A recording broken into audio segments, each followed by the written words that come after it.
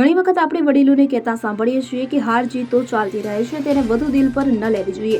પ્રયત્ન કરો, આજે હાર મળી છે તો કાલે જીત પણ મળશે. મહારાષ્ટ્રના બીડમાં જીતાર દિમાગ પર એટલી હાવી થઈ ગઈ કે અત્યાર સુધીમાં 4 લોકોએ આત્મહત્યા કરી લીધી. વાસ્તવમાં અહીંથી પંકજા મુંડે ભાજપની ટિકિટ પર ચૂંટણી લડ્યા હતા.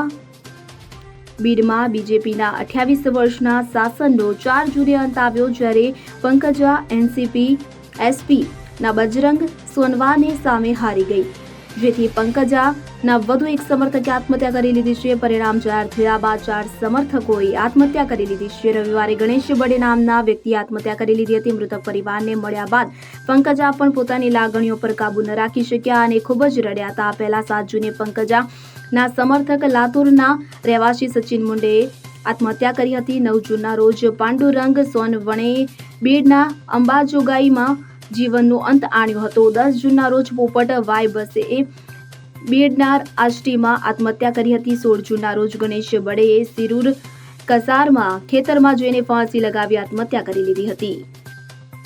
Bureau report CN24 news. હવે જુઓ દેશ દુનિયાની તમામ ખબરો તમારી આંગળીના ટેરવે. ઉઠાવો મોબાઈલ અને Google Play Store પરથી ડાઉનલોડ કરો અમારી CN24 ન્યૂઝ મોબાઈલ એપ.